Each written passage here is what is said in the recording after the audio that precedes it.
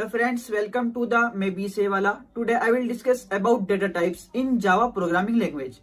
Data types क्या होते हैं और data type को कहां पर यूज किया जाता है। सबसे पहले तो हम ये जान लेते हैं कि data type होता क्या है।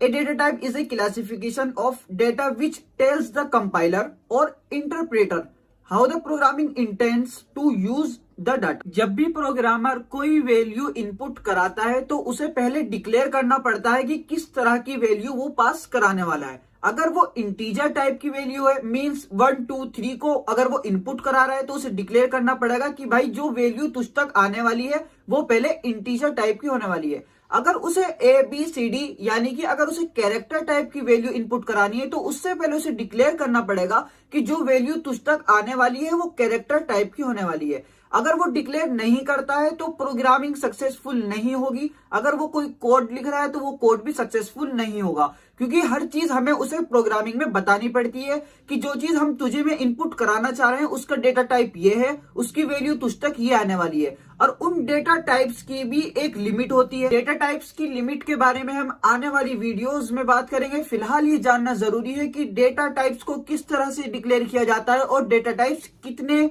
टाइप्स के होते हैं। डेटा टाइप्स 2 टाइप्स के होते हैं, प्रिमिटिव डेटा टाइप्स और non primitive data types. Non primitive data types के बारे में हम बाद में बात करेंगे, क्योंकि अगर हम बेसिक ही नहीं पढ़ेंगे प्रिमिटिव तो हम एडवांस को किस तरह से समझेंगे। अगर हम यहाँ पर प्रिमिटिव डेटा टाइप्स की बात करें तो इसमें हमें एक बूलियन आता है, यस ट्रू और फॉल्स का। और अगर हम यहाँ पर न्यूमेरिकल की बात करें तो न्यूमेरिकल में 2 टाइप्स में डिवाइड हो जाता है, कैरेक्टर और इंटीग्रल। कैरेक्टर में ए बी सी डी, अगर हमें A B C D character type की कोई वैल्यू इनपुट करानी है तो उसके लिए हमें कैरेक्टर यानी कि कैर को पहले डिक्लेयर करना पड़ेगा, उसके बाद ही हमारी उसमें वैल्यू इनपुट होगी। और अगर हम यहाँ पर इंटीग्रल की बात करें तो इंटीग्रल भी यहाँ पर 2 पार्ट में डिवाइड हो जाता है, एक इंटीजर और एक फ्लोटिंग। अगर हम इंटीजर की बात करें तो इसमें हमारी सिंपल जो हमारी नंबरिंग है वो इनपुट होगी 1 2 3 4 5 6 7 8। अगर हम यहाँ पर फ्लोटिंग की बात करें तो फ्लोटिंग में क्या होने वाला है, जब भी हम फ्लोटिंग टाइप डिक्लेयर करेंगे तो उसके अंदर हमारी पॉइंट वाली वैल्यू इनपुट होने वाली है, जैसे 6 3.74 या 1 3.11। इस तरह की पॉइंट वाली वैल्यू जब भी हम इनपुट कराएंगे तो उसके लिए हमें यहाँ पर फ्लोट यानी कि फ्लोटिंग डेटा टाइप को डिक्लेयर करना पड़ेगा। और फ्लोटिंग डेटा टाइप की एक लिमिट होती है, जैसे कि मैंने अभी बताया आपको। इनकी लिमिट के बारे में हम आने वाली वीडियोस में बात करेंगे।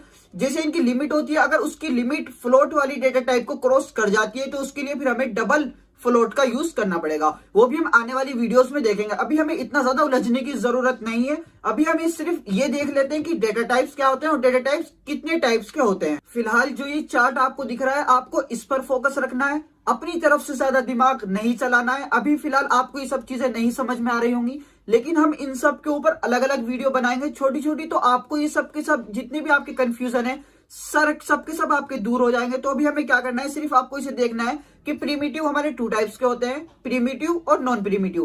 प्रिमिटिव में हमारे काफी सारे टाइप्स आ जाते हैं, इन टाइप्स के बारे में हम पढ़ने वाले हैं। तो हम इसे देख लेते हैं कि इन डेटा टाइप्स को डिक्लेयर किस तरह से किया जाता है। यहाँ पर मैंने कॉमन डेटा टाइप्स को अलग किया है। अगर आप फर्स्ट लाइन में देखेंगे तो आपको यहाँ पर डेटा टाइप्स दिखेंगे, इंटीजर, कैरेक्टर, फ्लोटिंग पॉइंट और बूलियन। अगर हम इसके एग्जाम्पल वैल्यू की बात करें तो इंटीजर में कौन सी वैल्यू इनपुट होने वाली है, यहाँ पर मैंने आपको दिखाया कि सिंपल नंबरिंग 3 5 4 6 2 2 या इसकी जो लिमिट है उस तक के हम इसमें इनपुट करा सकते हैं, लेकिन उसमें पॉइंट वाली वैल्यू इनपुट नहीं होगी।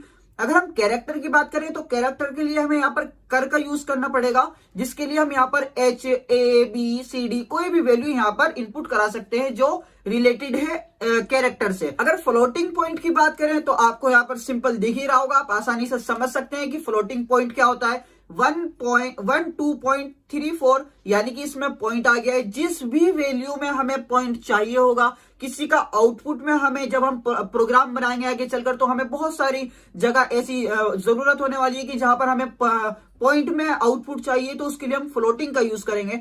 तो डेटा टाइप हमारा वहां पर क्या यूज होगा, फ्लोट। अगर हम बूलियन की बात करें तो बूलियन में कोई बहुत ज्यादा मुश्किल नहीं है। बूलियन क्या करता है कि आपको आउटपुट देता है ट्रू में या फॉल्स में। अगर आप उसे कोई कंडीशन देते हो कि भाई ए लेस देन बी, अगर वो ट्रू होगा तो वो आपको आउटपुट में सिंपल ट्रू दिखाएगा, और अगर वो फॉल्स होगा तो वो कुछ नहीं करने वाला, आपको फॉल्स उठाकर दे देगा। तो बूलियन में अगर हम बात करें तो बूलियन डेटा टाइप ज्यादा काम नहीं करता है। बुलियन में क्या होता है, बुलियन के अंदर फिक्सेड ट्रू या फॉल्स, या तो वो आपको आंसर दे देगा ट्रू में या आंसर दे देगा फॉल्स में।